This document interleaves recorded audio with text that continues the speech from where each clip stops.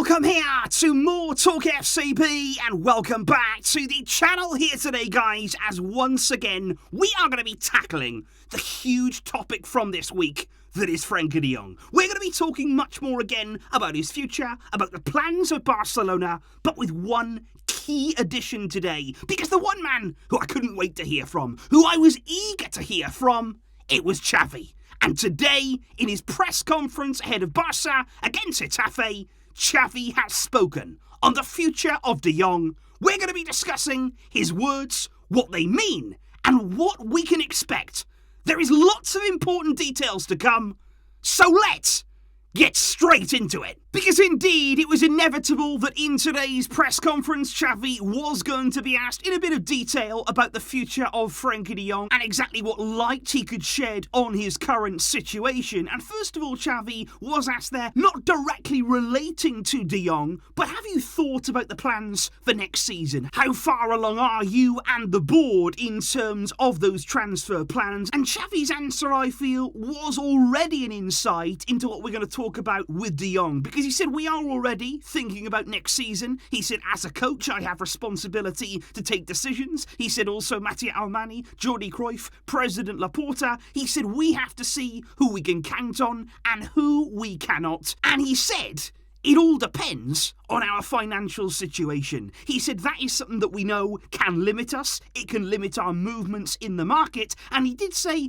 that in just a few days' time, we will know the situation a lot more clearly so that we can plan. So I think already there, Xavi was starting to allude to that financial situation and the possible restraints that we may have in the summer window, but then he was asked a lot more specifically about de Jong. What are your thoughts on him? What do you feel about him as a player? And of course there, about his future. And Xavi once again said, I've said many times, he is a key player for me. He started in pretty much all of my matches, apart from when we rotated for a few games, and he said he is very, very important. But I think the interesting part of this was he didn't shut the door. He didn't slam the door there and say, look, de Jong's not going anywhere. Xavi, I feel here, could not guarantee that de Jong wouldn't leave. He said because, of course, we depend on our financial situation at the club. And he did say, I'm not just talking solely about Frenkie, it's not just about him, I'm talking in general here,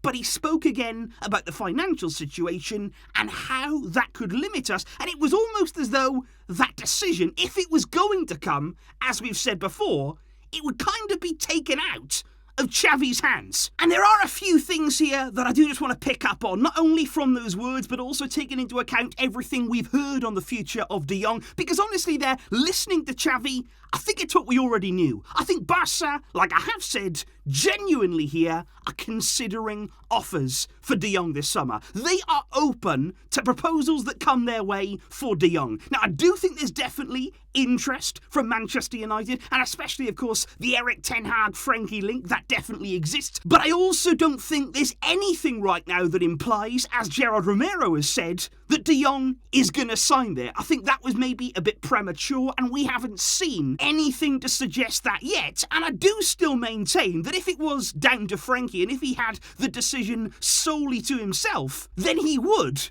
rather stay at Barça. However, guys, one of the things I feel that when we have been talking about de Jong's future, when we've been talking about the possibility of letting him go, I think at times maybe there's a bit of confusion over what Barca are doing. Now, look, I want to make it absolutely clear. I do not agree, and I would not agree with the decision to sell Frenkie de Jong, because I absolutely love him as a player, and I really do like having him at the club. But I do feel as though at times people are getting a little bit confused about the situation, because I keep on hearing, why are Barca selling de Jong instead of the deadwoods that we have at the club right now? Why are we keeping so many of the players at Barca who haven't been performing, who aren't offering anything? Why are we not selling them first? And whilst that is an extremely frustrating situation that we Barcelona fans have had to deal with now for so many years, unfortunately, de Jong and the deadwoods at Barca, they're not linked. There is no correlation between the two of them, because the problem is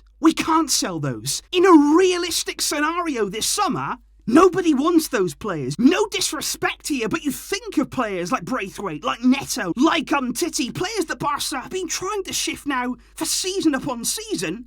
Who's going to pay for them? Who is going to pay serious money for them?